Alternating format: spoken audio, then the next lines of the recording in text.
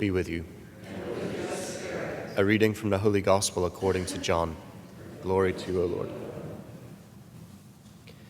On the first day of the week, Mary Magdalene came to the tomb early in the morning, while it was still dark, and saw the stone removed from the tomb.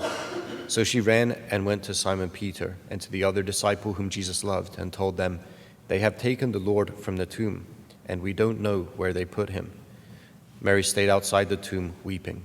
And as she wept, she bent over into the tomb and saw two angels in white sitting there, one at the head and one at the feet, where the body of Jesus had been. And they said to her, "Woman, why are you weeping?"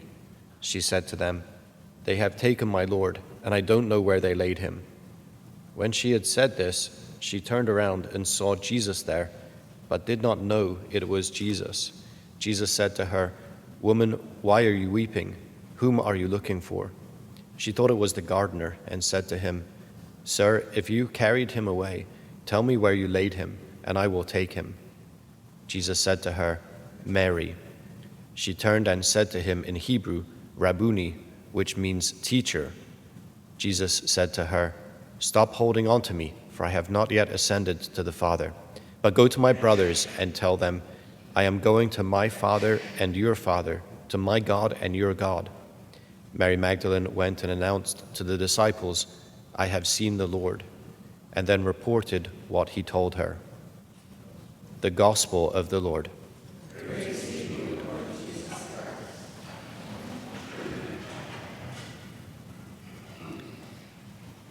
Christ. There's something I think about Mary Magdalene that we all, I mean, to borrow a word from the Gospel, that we cling to, right? That we hold to. I don't know. She stirs our imaginations, and I think there are any number of reasons why that may be the case.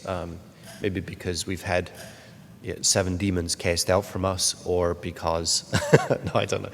There's some sense here, like we love the figure of Mary Magdalene. I know, again, in brackets, for those of you who are watching The Chosen, you probably love the figure of Mary Magdalene. So there's something about, I don't know, just the way she is, that she's in the list of women following Jesus in all of the Gospels, Mary Magdalene is always the first. And we think, it's somewhat peculiar. I don't know what, it's not to say that I'm not saying really anything actually there, but I don't know, there's something about that, like Jesus's retinue, like Jesus's, his crowd, his crew, right? It's to see Mary Magdalene there, with really a prominent place is something quite remarkable. Now we could say, well, we know why that's the case. I mean, the women are providing for the apostles and the early Jesus movement out of their own resources, we hear in the Gospels. And Mary Magdalene, I'm not sure that the Chosen gets this part right, but we know that Magdala is, because of the excavations that have been done there in recent years, Magdala was a quite wealthy town. I mean, there's an unearthed synagogue there with a very intricate mosaic floor, and this is a sign of really quite impressive wealth. And they've also uncovered something like a fish processing unit, which is to say, like, all of the trade comes through Magdala, right? And where there's exchange, of course, I'm not going to call it graft, but there's the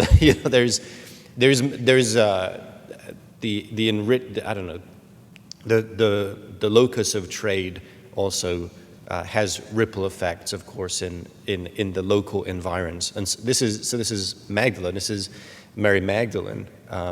But yeah, there's all that stuff, and then there's the stuff of like the gospel pronouncement, right? There's the stuff of here in this gospel passage. I think it's enough for us to consider. Mary Magdalene being the apostle to the apostles.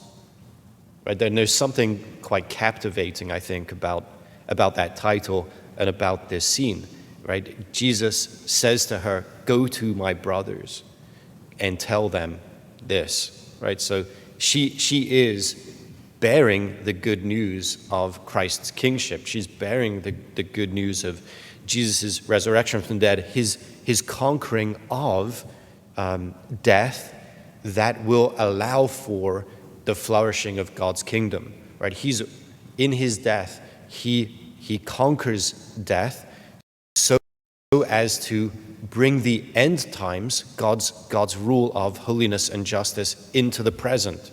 Right? What the first century Jew would have been waiting for with great hope is the end of the age, the resurrection of the dead, and the resurrection of all the dead, or maybe just the just dead. But there's a resurrection, a bodily resurrection, and then there's a kind of sorting out. Right? There's a God putting things to rights. Well, that activity has been brought into the present because of Jesus' resurrection in the middle of history. Now, not at the end of the age, but in the middle of this present sinful age, the project has received a kickstart, and we're called, Mary Magdalene, and then the apostles, and then right, so on and so forth, and ripples down through the ages, all the way to us to be part of that God putting to rights project. That's what's going on. But here is its absolute infancy. Right? Jesus is risen from the dead, and that revelation is entrusted to Mary Magdalene. Right? No one. Now, this is I don't know, one little note of apologetics to say, no one would make this up. It wouldn't work. It wouldn't work. I mean, the resurrection is like unbelievable enough, but to make Mary Magdalene at least for the time being, the center of this story, that's insane. No one in their right mind would do it. Why do we have it recorded like that in the scriptures? Because that's the way it happened. That's the way it happened.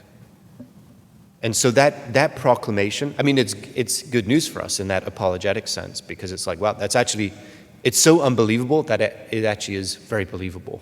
Right?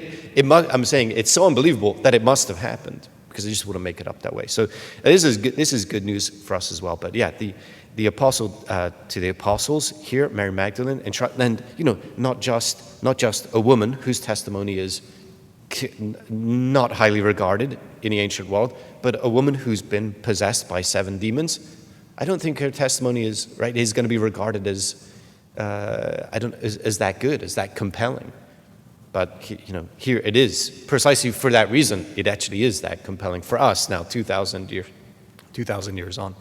It would have been a bit of a barrier for them at the time, but for us, 2,000 years on, precisely because of that, it's not. So, but yeah, something new has happened. Of course, something new has happened here, and Mary Magdalene is the first one to witness it and participate in it.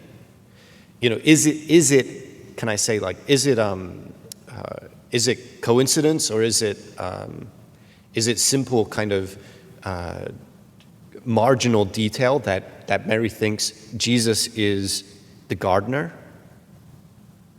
Not at all, right? The gardener is the first vocation of human beings, right? Adam and Eve are meant to be gardeners, and they're meant to help flourish God's good creation, his good work. And that's exactly what Jesus is doing. And not just here, but all the way down through the ages. Right? So her kind of seeing him as gardener, and then his speaking her name to her almost reveals him as the gardener, right? Because he's gardening the seedbed of her heart. And at his word, she is made the apostle to the apostles. I mean, that's a work of gardening. He's tilled the soil, sowed the seed, he's tending the shoots and the rest. Right? That's what he's doing. But that's what he does for us as well. Now look at where this happens a little bit, because I want to push in a little bit just into this. This is happening in Mary's grief. in her trepidation, in her concern.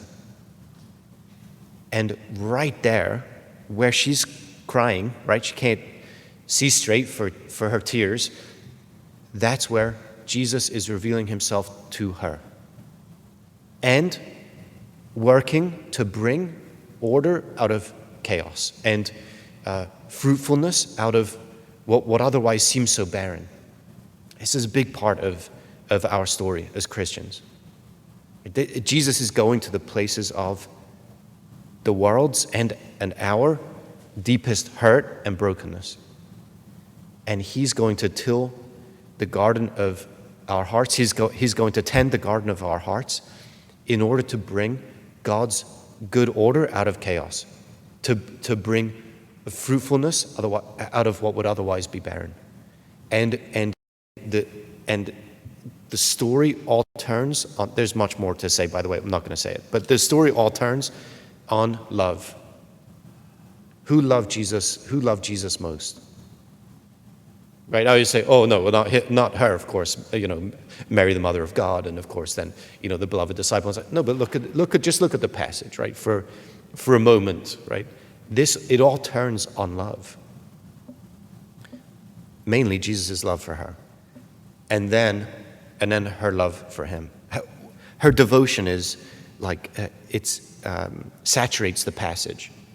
Her devotion, her love, and that's where then Jesus can be the gardener that he's intended to be, and where we can become, we can pick up that vocation for ourselves, because of course Jesus is the truly human being, and if we have life in him through our devoted commitment to him, living under his allegiance, then we too will become gardeners in that primal sense as well. We too will be made people to help bring order out of chaos and to bring flourishing where the world would otherwise only see barrenness, decay, destruction, and the rest. No, in the power of Christ, the power of his own life of love at work in us and working through us, we too can be gardeners of God's good new creation.